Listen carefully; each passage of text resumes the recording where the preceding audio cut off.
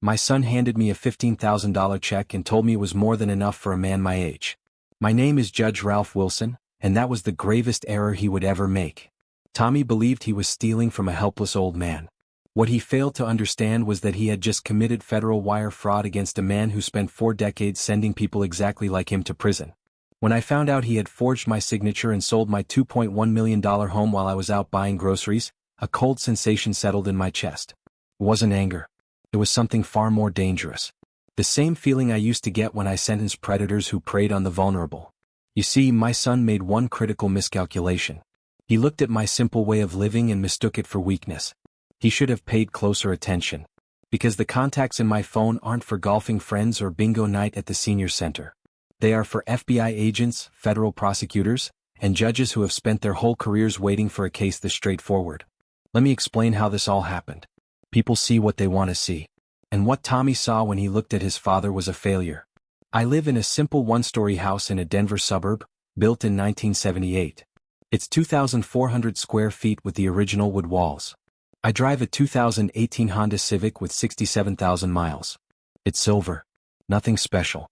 I shop at Walmart, cut coupons from the Sunday paper, and use reading glasses I bought for $12.99 at the pharmacy. To Tommy, this meant I was broke. You see, when I retired from the federal bench last year, I made a conscious decision. I had spent 40 years in courtrooms watching what money and power did to individuals, how it twisted them, made them feel superior. So I chose to live a modest life. To keep myself grounded. To remember my roots. My federal pension is $8,200 a month. I have other investments. I own this house completely. But I never showed it off. Never felt the need to prove anything to anybody. Tommy saw the Honda Civic and assumed I was struggling.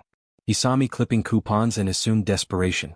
He saw his 73-year-old father having dinner by himself at the oak veneer kitchen table I've owned since 1985, and he saw a chance. The disrespect began subtly. Text messages he wouldn't answer for days, phone calls that lasted half a minute before he claimed he had another meeting. Sorry, Dad. Big deal closing. I'll call you later. But it got worse. 3 months ago he began hinting that I should sell the house. Dad, you're all alone in that big place. Why not get something smaller? Easier to manage. I told him I was managing just fine. 2 months ago he showed up with paperwork. Power of attorney documents. Just for emergencies, Dad, in case something happens. I should have seen it coming. 40 years as a judge teaches you how to read people. But this was my son. My own flesh and blood. So I signed the papers and put them in my old brown leather briefcase from 1985. Last month, the pushing intensified. He would drop by without warning, walking through my home as if he were appraising it. Running his hand over the wood paneling and frowning. This place is falling apart, Dad. The kitchen is from the Carter era. The carpet is older than my BMW. His BMW. A 2023 X5 in Alpine White. $83,500. He made certain I knew the price. I'm in real estate, Dad.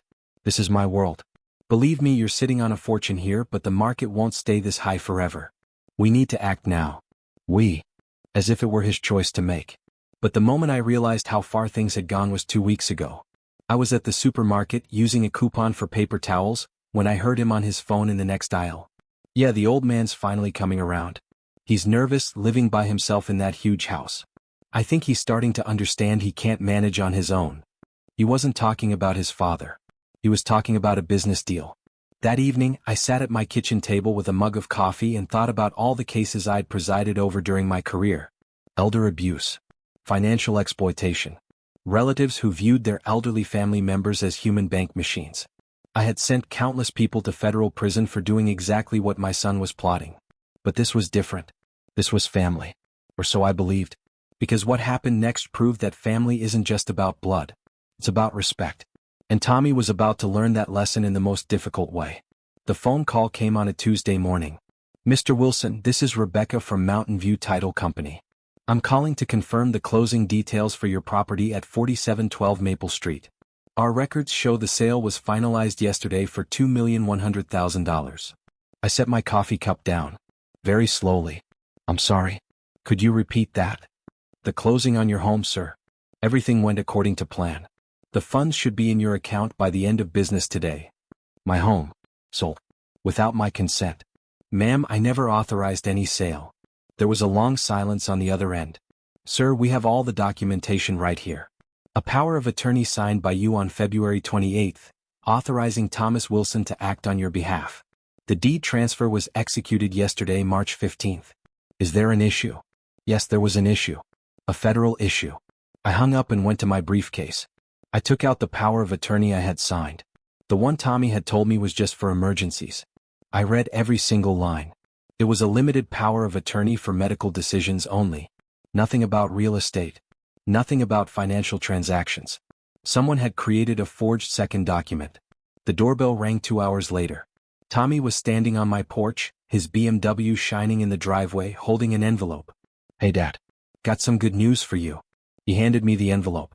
Inside was a check for $15,000 and a single piece of paper. What is this? Your share, Dad. Told you that house was worth more than you thought. $2.1 million. Not bad for a place you bought for $30,000 back in the day, right? I stared at the check. $15,000. Out of $2.1 million. My share. Well, yeah. I mean, let's be practical. You didn't do any of the work for this deal. I found the buyers, handled all the negotiations, did all the paperwork. The real estate commission alone was $126,000. Then there were all the closing costs, title insurance, attorney fees. Plus, I had to get the property up to market standards. New carpet, fresh paint, staging. All of that was my own money. He wasn't telling the truth. I had been in the house just that morning. Everything was exactly as I had left it. Not a single item was out of place. Tommy, I never gave you permission to sell my home. He laughed. He actually had the nerve to laugh. Dad, you signed the power of attorney. I am completely within my legal rights to act in your best interest. And believe me, this is for your own good.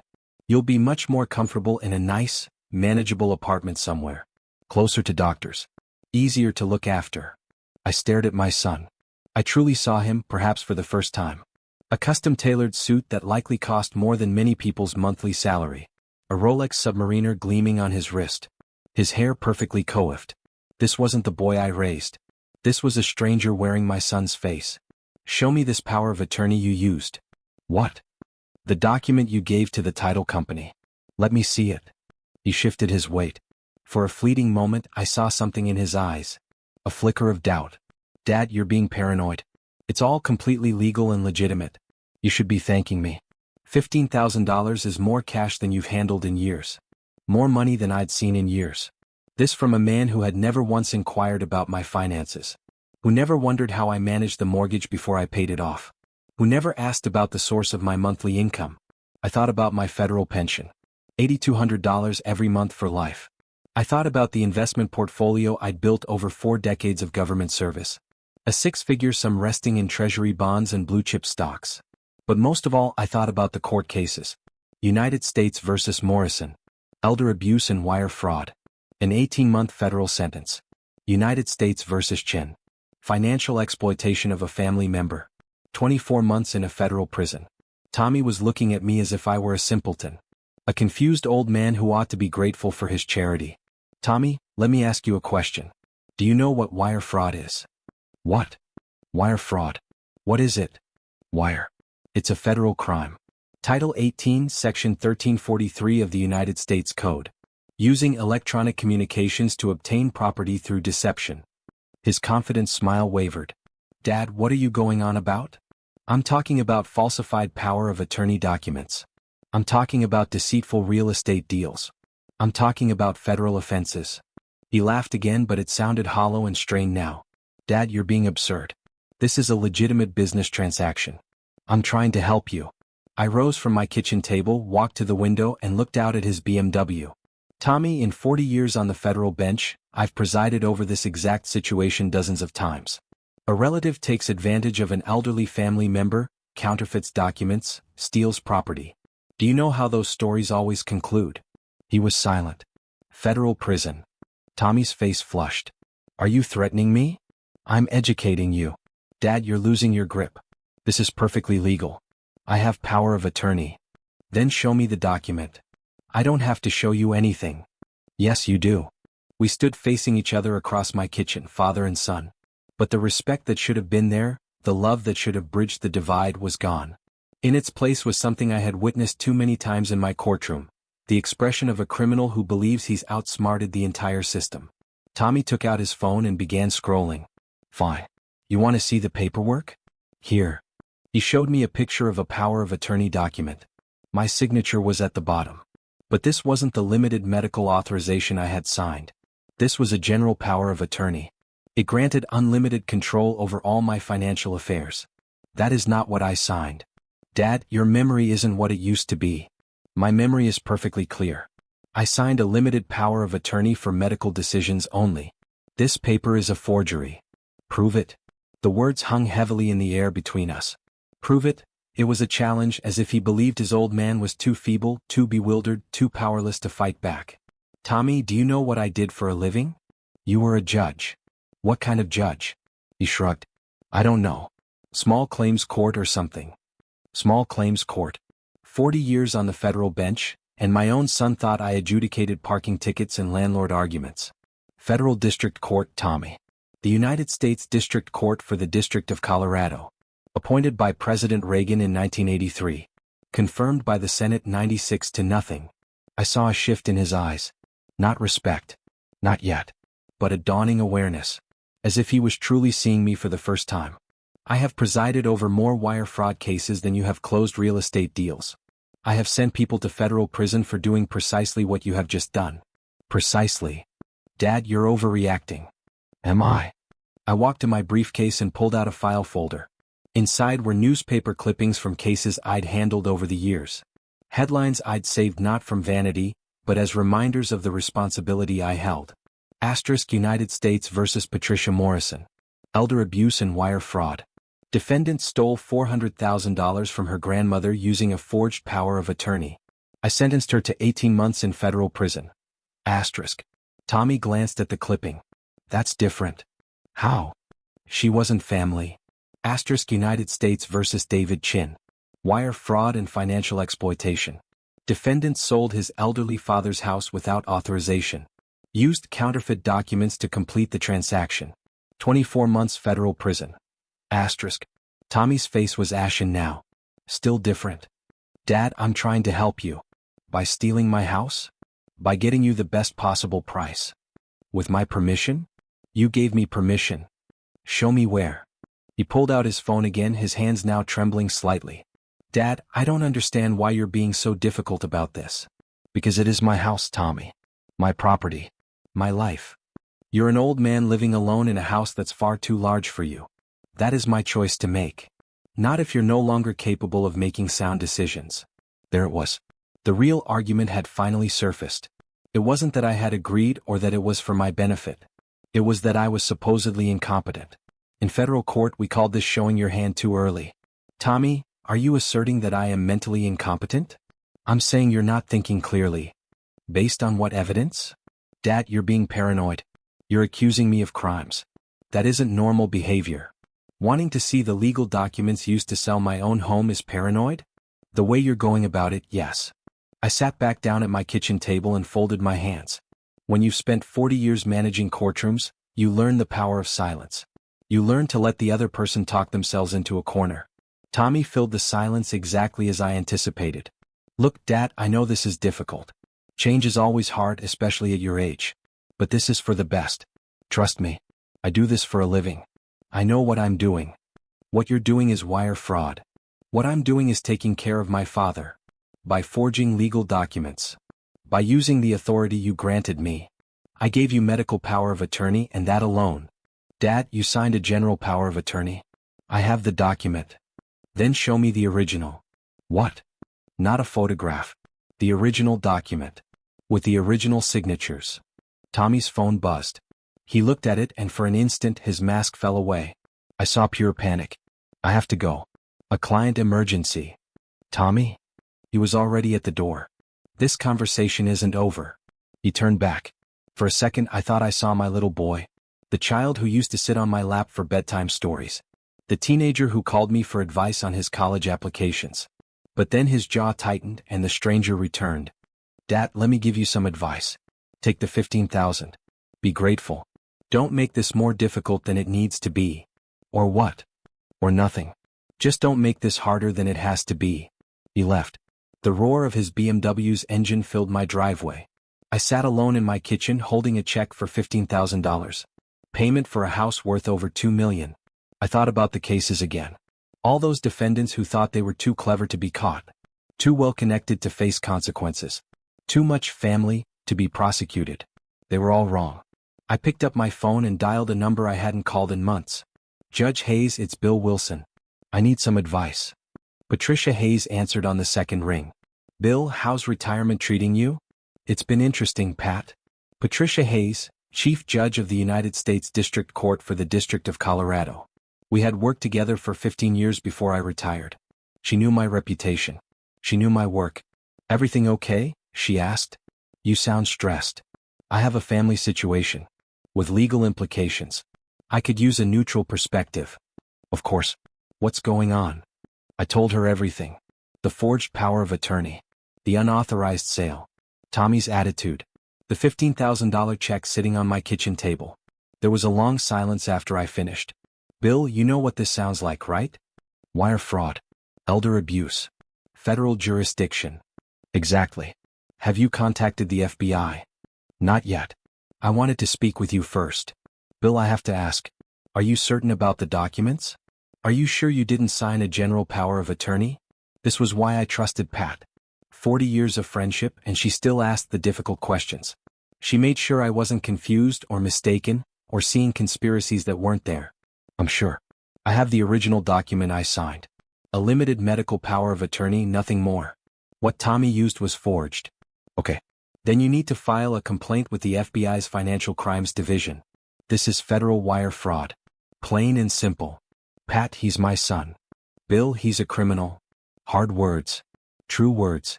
Let me make some calls, she said. Susan Miller is heading up financial crimes now. Remember her? She prosecuted the Morrison case for you back in '06. I remembered. Agent Susan Miller. Sharp as a razor. Relentless when she was on a case. I'll have her call you. Bill? Yes. I'm sorry. I know this isn't easy. After I hung up, I walked through my house. I really looked at it. The wood paneling Tommy had mocked. The kitchen, he said, was from the Carter administration. The carpet he called ancient. This was my home. The place where I'd raised my son after his mother passed away. Where I'd sat at this kitchen table reviewing law school applications for adjunct positions. Where I'd written judicial opinions that went on to become case law. The doorbell rang an hour later. It was my neighbor from across the street, Helen Martinez. 75 years old. A retired teacher. Bill, she said. I saw some activity at your house yesterday. Moving trucks. Something like that. Are you selling? I could have lied. I could have said yes, told her I was downsizing, moving to a retirement community. But Helen had been my neighbor for 20 years. She deserved the truth. My son sold it without my permission. Her face went pale. What?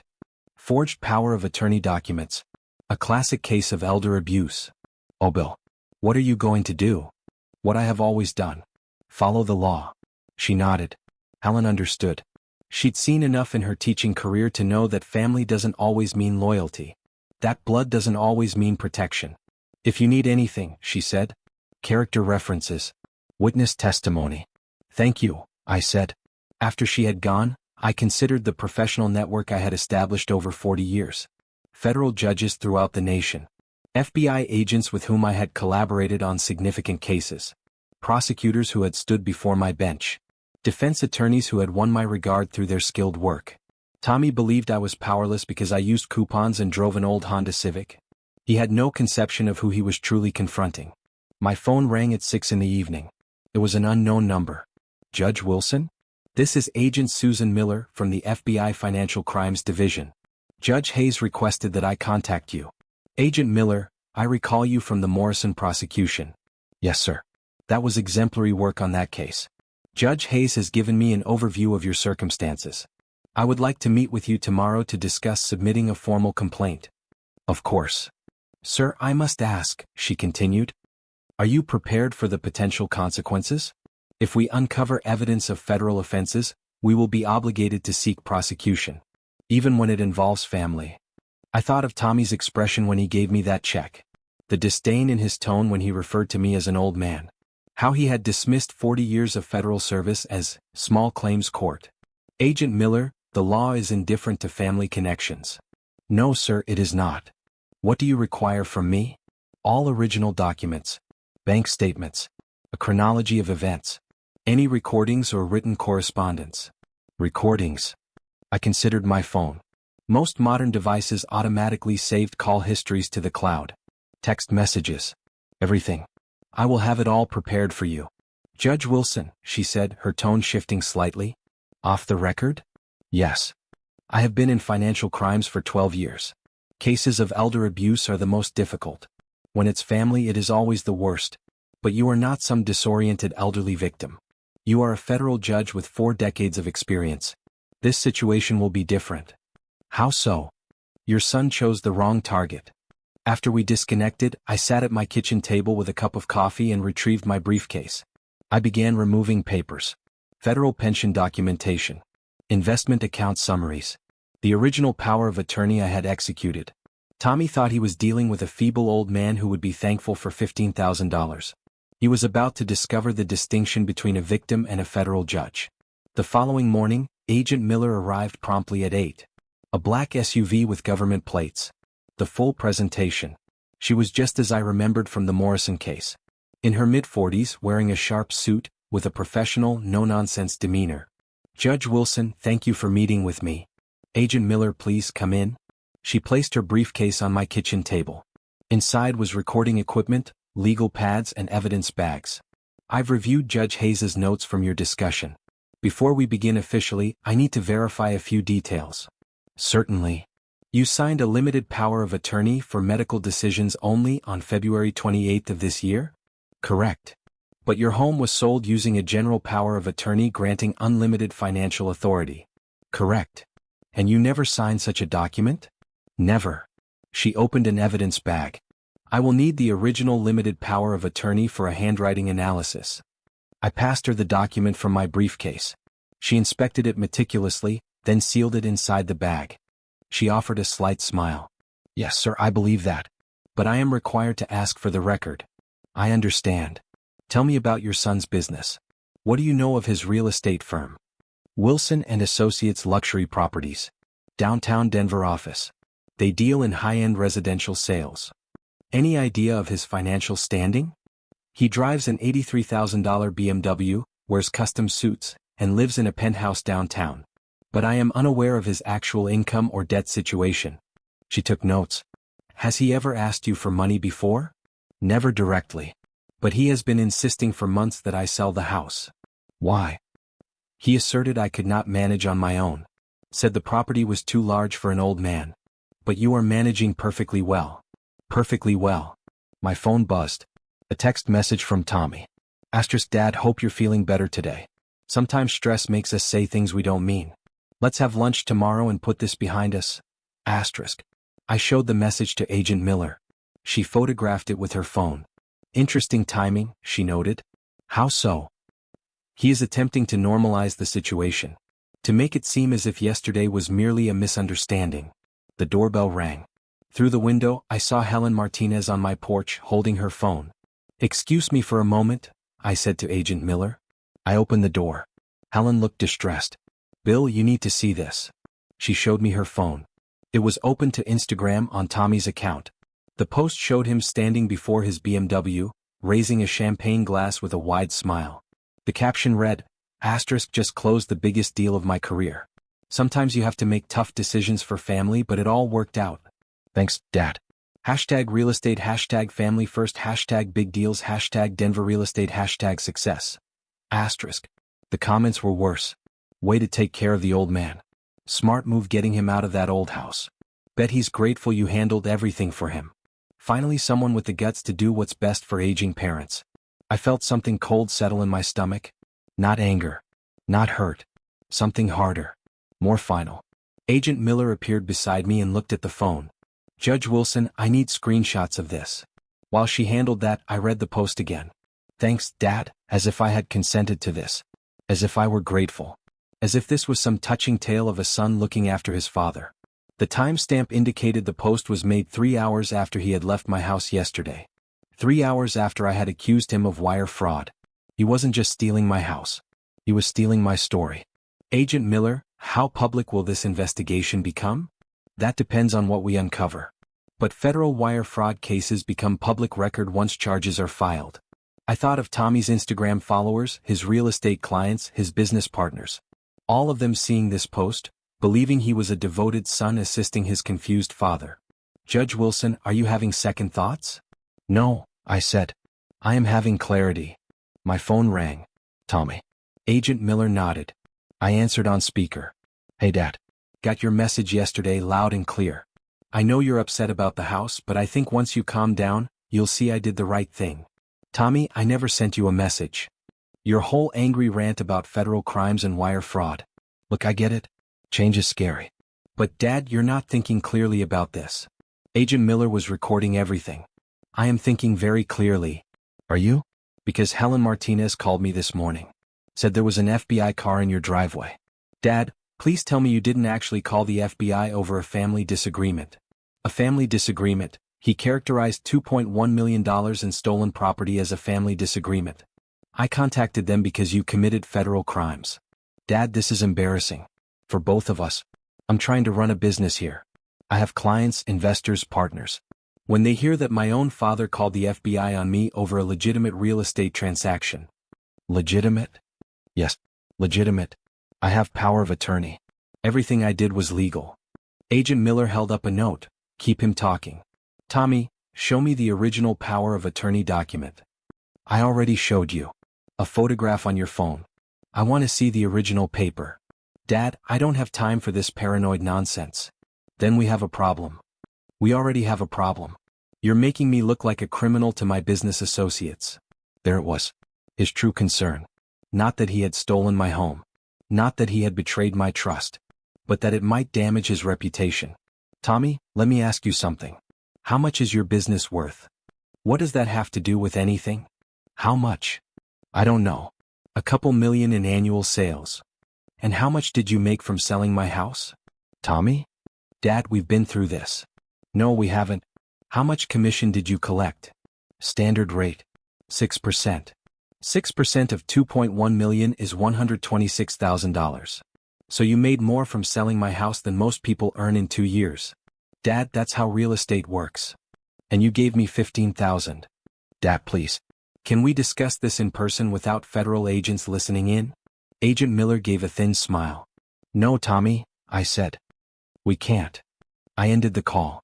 Agent Miller switched off her recorder.